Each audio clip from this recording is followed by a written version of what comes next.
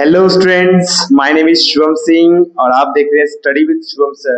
आज हम लेके आ चुके हैं द लिविंग वर्ल्ड का पार्ट 3, जहां पे आज हम लोग पढ़ने वाले हैं डाइवर्सिटी इन लिविंग वर्ल्ड, साथ ही साथ टेक्सोनॉमी, सिस्टमैटिक्स और भी बहुत कुछ पढ़ने वाले हैं।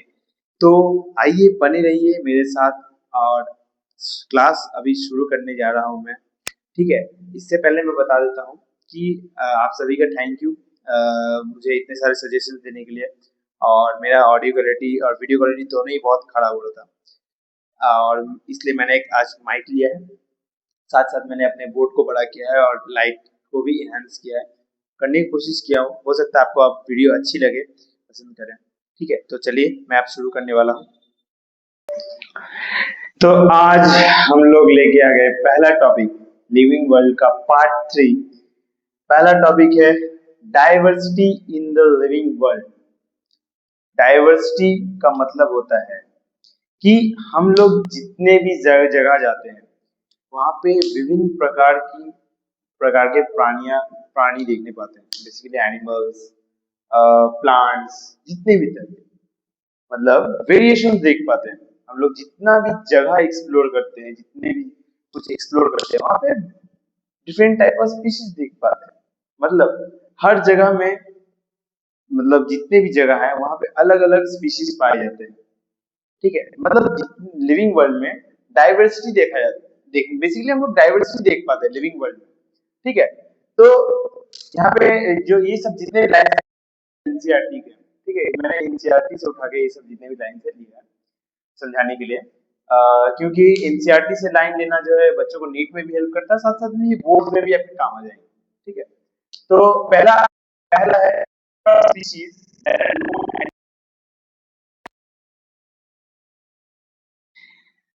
Number of species that are known and described.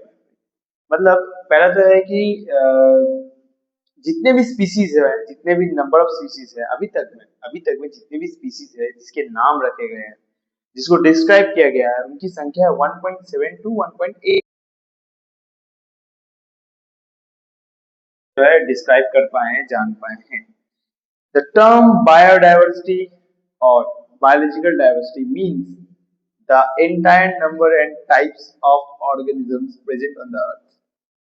मतलब जो टर्म है बायोडाइवर्सिटी, ये जो बायोडाइवर्सिटी टर्म है, और बायोलॉजिकल डाइवर्सिटी, इसका मतलब होता है entire number and types of organisms present on the earth. हमारे पृथ्वी में बहुत सारे ऑर्गेनिजम्स पाए जाते हैं, different species of organisms found. अभी तक सिर्फ 1.7 टू 1.8 मिलियन ही अभी हम लोग जानते हैं, लेकिन अभी तक में बहुत स्पीशीज है जो कि अननोन है और जिनको खोजना अभी बाकी है। हमारे बायोलॉजिस्ट अभी भी बहुत सारे स्पीशीज को खोजते हैं। वो बहुत सारे एरिया को जो है ये करते हैं, एरिया में जाते हैं, वहां पे स्पीशीज को जो है एनालाइज करते हैं, खोजते हैं, उनके नए नए स्पीशीज खोजने की कोशिश करते हैं बेसिकली। और भी बहुत सारे स्पीशीज जानने को जो है होता है। बायोडाइवर्सिटी इज नॉट लिमिटेड, पहला तो बता दो बायोडाइवर्सिटी लिमिटेड नहीं है to the existing identified life forms. हम लोग जो आंख से देख पाते हैं बेसिकली अगर अपने आसपास में, क्या उतने ही स्पीशीज इस पृथ्वी में, इससे कई गुना स्पीशीज जो है हमारे पृथ्वी में पाए जाते हैं। हम जितना ही एरिया एक्सप्लोर करते हैं उतने ही स्पीशीज हम लोग जो है जान पाते हैं। बेसिकली जितना एरिया हम लोग एक्सप्लोर करते हैं उतने ही स्पीशीज से हम लोग जो है मतलब क्या होता है एनकाउंटर करते हैं basically. As we continue to explore new areas and even old ones, new organisms are continuously being added। जैसा कि हम देखते हैं कि अगर हम लोग कंटिन्यू करते हैं नए एरिया एक्सप्लोर करने के लिए, और even old ones, new organisms are continuously being added. Simple सा लाइन है कि हम लोग जितने भी एरियाज एक्सप्लोर करेंगे हमारे उतने ही जो है न्यू ऑर्गेनिजम्स हमारे ये मतलब ये में ऐड होंगे, स्पीशीज में ऐड होंगे। सबसे पहला है this huge available variety can not be studied and identified without having a proper system of classification and nomenclature. Species का जो क्लासिफिकेशन है वो इतना ह्यूज है ना कि इसको पढ़ना नामुमकिन था। इसको पढ़ना नामुमकिन था कब तक, जब उनको जो है क्लासिफाई नहीं किया और उनका नाम नहीं रखा गया। अगर हम लोग किसी भी चीज को अगर बेसिकली उसको पढ़ना रहता है तो अगर उसको ह्यूज अमाउंट में है तो उसको हम लोग क्लासिफाई करते हैं बेसिकली, मतलब उसको क्लासेस में रखते हैं, ग्रुप्स बना देते हैं, उनको ग्रुप्स के अंदर जो है डिवाइड करके रख दिया जाता है कि जैसे मान लेते हैं ह्यूमन, ह्यूमन को जो है एक पर्टिकुलर स्पीशीज में रखा गया है, होमो सेपियंस। और प्लांट्स उनको भी पर्टिकुलर स्पीशीज में रखा गया है, एनिमल्स उनको भी पर्टिकुलर स्पीशीज में रखा गया है, पर्टिकुलर ग्रुप्स में रखा गया है। ठीक है, तो जितने भी मतलब स्पीशीज है उनको एक पर्टिकुलर ग्रुप्स में रखा गया, उनको एक पर्टिकुलर नाम दिया गया है, जिससे हमको पढ़ना जो है एक यूनिवर्सल नेम, बेसिकली एक यूनिवर्सल नेम जिसको हम लोग साइंटिफिक नेम भी बोलते हैं, आगे भी पढ़ेंगे हम लोग साइंटिफिक नेम। क्योंकि अब जैसे हम लोग देखते हैं ना कि ये जो क्लासिफिकेशन और नोमेनक्लेचर ये करना इसलिए जरूरी है क्योंकि हर जगह में जो है किसी भी चीज का नाम जो है अलग अलग होता है। जैसे कि हम लोग मान लेते हैं कि एक नॉर्मल सा है, किसी भी सब्जी का नाम ले लेते हैं, ठीक है। जैसे हम लोग यहाँ पे कुछ और बोलते हैं, कहीं और पे उस जगह उस चीज को कुछ और बोला जाता है, तो इसको स्टडी करना बहुत मुश्किल हो जाता है। किसी भी स्पीशीज का नाम जो है ना, जैसे हम लोग इंडिया में पीपल का पेड़ बोलते हैं, बाहर में कुछ और बोला जाता होगा, ठीक है। तो इसलिए इस स्टडी को समझने के लिए एक यूनिवर्सल नाम दिया गया है, किसी भी स्पीशीज को एक यूनिवर्सल नाम दिया गया है कि जितने भी यूनिवर्सिटीज कॉलेज हैं, जितने भी मैंने स्टडी सिस्टम है, जितने भी जगह है उनको जो है उन्हीं नाम से जो है जाना जाएगा। जैसे कि हम लोग कॉमन नाम लेते हैं मैंगो, मैंगो के बहुत सारे नेम होते हैं, बहुत सारे हैं, लेकिन हम लोग यहाँ पे आम बोलते हैं, बाहर में मैंगो बोलते हैं, और भी बहुत जगह में बहुत कुछ बोला जाता है, लेकिन इसका साइंटिफिक नेम है मैंगी फेरा इंडिका। मैंगी फेरा इंडिका, ये जो साइंटिफिक नेम है ना,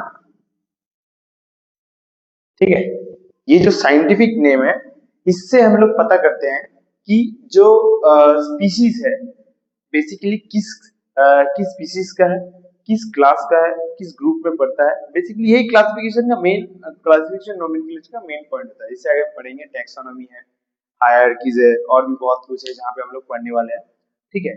तो अब नेक्स्ट पॉइंट पे हम लोग बढ़ते हैं। नेक्स्ट पॉइंट है taxonomy. Taxonomy, it is a science of identification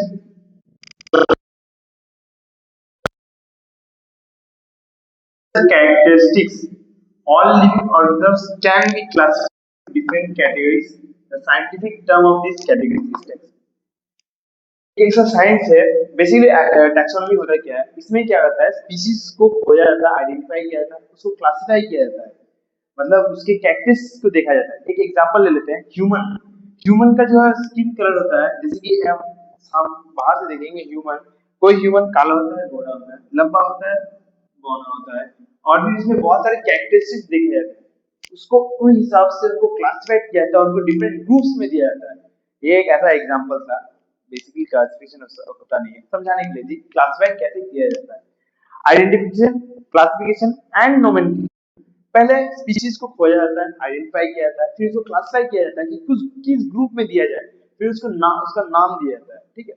इसका होता है टैक्सोनॉमी। टैक्सोनॉमी जिसका मतलब ये होता है आइडेंटिफिकेशन, क्लासिफिकेशन एंड नोमेनक्लेचर। मतलब पहले आइडेंटिफाई करो, फिर उसको क्लासिफाई करो, फिर उसका नाम रखो, नोमेनक्लेचर बेसिकली। नोमेनक्लेचर का भी ये होता है, एक प्रोसेस होता है जहाँ पे साइंटिफिक नेम, उसके जो जिस स्पीशीज का साइंटिफिक नेम रखा जाता है उसमें से पता चलता है वो किस स्पीशीज से, किस क्लास से, किस फैमिली से, ठीक है, वो इस तरह से पता चलता है। इससे इसके बाद वाला टॉपिक में हम उसको पढ़ाने वाले हैं।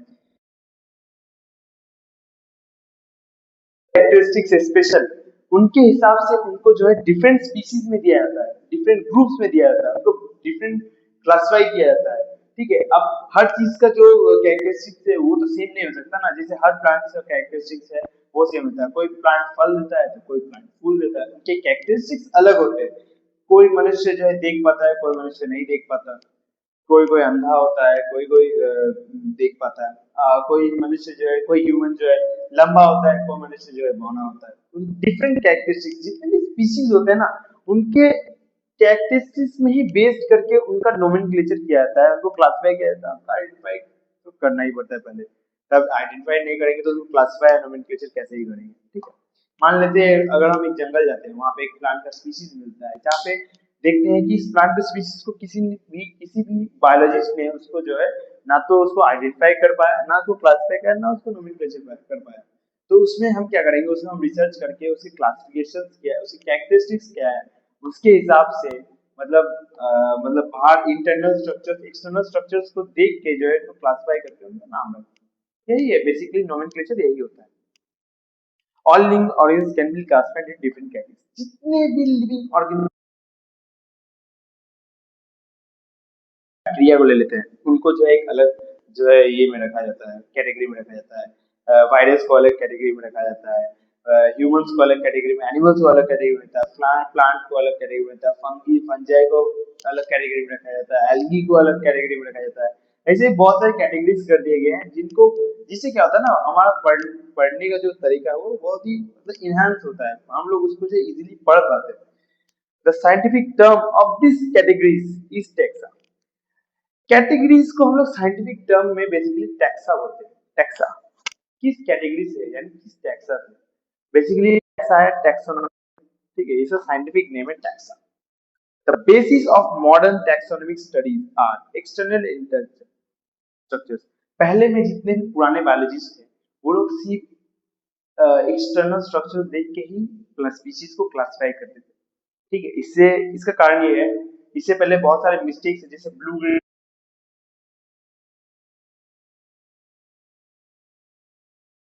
उनको इंटरनली उनके इंटरनल स्ट्रक्चर्स को जब स्टडी किया गया, तब उनको जो है अलग कैटेगरी, उन कैटेगरी से निकाल के अलग कैटेगरी में डाल दिया गया। इससे पहले, इसके बाद टॉपिक में हम ये सब पढ़ने वाले हैं। ठीक है, इसके बाद वाले जितने टॉपिक्स हैं उसमें जितने भी डाउट्स आपके क्लियर हो जाएंगे। इसमें सिर्फ बोला गया है the basis of modern taxonomic studies are external interest. जो मॉडर्न टेक्नोनॉमी बेस्ड है, जो मॉडर्न टेक्नोनॉमी का स्टडी है वो बेस्ड है इंटरनल और एक्सटर्नल स्ट्रक्चर में। किसी भी स्पीशीज का ना किसी भी स्पीशीज को अगर हम ले लेते हैं तो उसका जो मतलब क्लासिफाई करने का तरीका है वो, जितने भी मॉडर्न टेक्सोनॉमिक है, जितने भी मॉडर्न बायोलॉजिस्ट है, वो उनके एक्सटर्नल और इंटरनल स्ट्रक्चर्स के हिसाब से उनको जो है क्लासिफाई करते हैं। अगर हम लोग सिर्फ एक्सटर्नल स्ट्रक्चर्स को ही देख के अगर हम लोग क्लासिफाई करना स्टार्ट करते हैं तो वो बहुत सारी कैटेगरीज में जो है गलती हो सकती है, गलत हो सकता है। Development process and ecological information of organism. उसका डेवलपमेंट प्रोसेस कैसा है, अगर हम लोग किसी स्पीशीज को क्लासिफाई करते हैं तो उसके बारे में जानते हैं कि वो पहले तो रिप्रोडक्शन किस तरह से करता है, वो अपना जो है रेस्पिरेशन किस तरह से करता है, वो अपना फूड कैसे तैयार करता है, और भी बहुत कुछ है। उस हिसाब से जो है उनको क्लासिफाई किया जाता है। ठीक है, इकोलॉजिकल इंफॉर्मेशन ऑफ ऑर्गेनिज्म, उनके प्रॉपर्टीज क्या है, कोई भी जैसे प्लांट ले लो, उनकी मेडिसिनल प्रॉपर्टीज को हम लोग जो है क्लासिफाई करके जान पाते हैं, और भी बहुत कुछ। ठीक है, तो टैक्सोनॉमी यही है। टैक्सोनॉमी में मेनली बेसिकली इस टॉपिक में ये बोला गया है कि टैक्सोनॉमी एक साइंटिफिक साइंस का एक ये है, आइडियोलॉजी है, जहाँ पे हम लोग किसी भी स्पीशीज को आइडेंटिफिकेशन करते हैं, क्लासिफिकेशन करते हैं, नॉमेनक्लेचर, बस इतना ही होता है टैक्सोनॉमी। ठीक है, और the scientific term of this categories is taxa. Basically categories को ही टैक्सा बोला जाता है, साइंटिफिक टर्म। तो नेक्स्ट पॉइंट में बढ़ते हैं।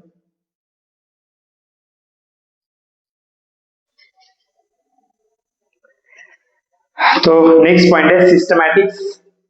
सिस्टमैटिक्स का मतलब होता है सिस्टमैटिकली अरेंज। किसी स्पीशीज को खोजने खोजने के बाद, किसी भी, जितने भी पृथ्वी में जितने भी स्पीशीज है उनको जो है first of all systematically arrange करना पड़ता है। क्यों? क्योंकि स्टडी में इजी हो सके, स्टडी में इजी हो सके। हाईली नंबर ऑफ स्पीशीज है, 1.7 टू 1.8 मिलियन बेसिकली नामुमकिन है। लेकिन अगर हम लोग उसको सिस्टमैटिकली अरेंज करें, उनको ग्रुप्स में डालें, उनको क्लासिफाई करें, तो पढ़ना और आसान हो जाएगा। इसलिए जो है साइंटिस्ट लोग, जितने भी बायोलॉजिस्ट हैं उन लोग ने ये सिस्टम निकाला है, सिस्टमैटिक्स, यानी सिस्टमेटिकली अरेंज। ये एक लैटिन वर्ड से आया है, सिस्टेमा। सिस्टेमा एक लैटिन वर्ड है जिसका मतलब होता है सिस्टमेटिकली अरेंज। सिस्टेमा नेचुरा एक किताब है, जिस किताब का टाइटल है सिस्टेमा नेचुरा। बेसिकली कैलस लिनस ने सिस्टमेटिक्स को डेवलप किया है। ठीक है, तो सिस्टमैटिक्स का अगर हम लोग मतलब समझें तो सिस्टमैटिक्स का अगर हम लोग मतलब समझें तो बेसिकली क्या होता है, सिस्टमैटिक का मतलब होता है जो इसके तीन स्टेप्स होते हैं सिस्टमैटिक्स में। किसी भी स्पीसीज को सिस्टमैटिकली अरेंज करने के लिए उसमें तीन स्टेप्स होते हैं, आइडेंटिफिकेशन, क्लासिफिकेशन और नोमेनक्लेचर। आइडेंटिफिकेशन में क्या होता है, सबसे पहले किसी भी ऑर्गेनिज्म को खोजना, उसको आइडेंटिफाई करना, कि उसको कंपेयर करना है। अगर आइडेंटिफाई करना, क्योंकि जो स्पीसीज है ना उसको आइडेंटिफाई करना इसलिए जरूरी होता है, आइडेंटिफिकेशन इसलिए जरूरी होता है क्योंकि उस स्पीसीज के बारे में इससे पहले किसी ने भी जानकारी की हो, जानकारी दिया हो, या नोमेनक्लेचर ऑलरेडी हो गया हो। इसलिए जो है आइडेंटिफिकेशन करना बहुत जरूरी है उस स्पीसीज का। आइडेंटिफाइंग ऑर्गेनिज्म,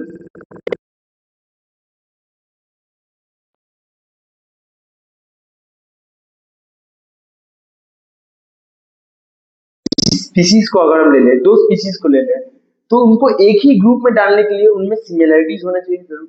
अगर डिसिमिलरिटीज होगा तो उनको हमें अलग ग्रुप में डालना पड़ेगा।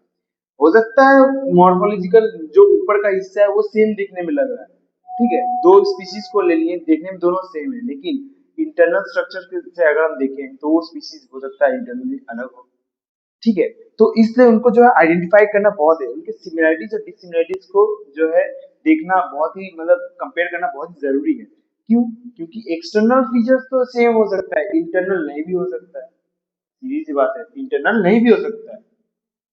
आइडेंटिफिकेशन में क्या होता है, identifying organisms, comparing similarities and dissimilarities, morphological and anatomical characteristics are examined.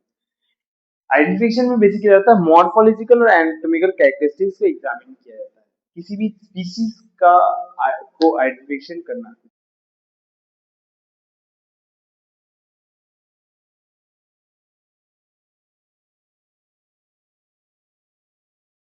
Properties को देखना, क्या उनकी कैरेक्टरिस्टिक्स को देखना, और भी बहुत कुछ देखना, तब उनको जो है एक कैटेगरी में दिया जाता है, उनको एक ग्रुप में दिया जाता है बेसिकली।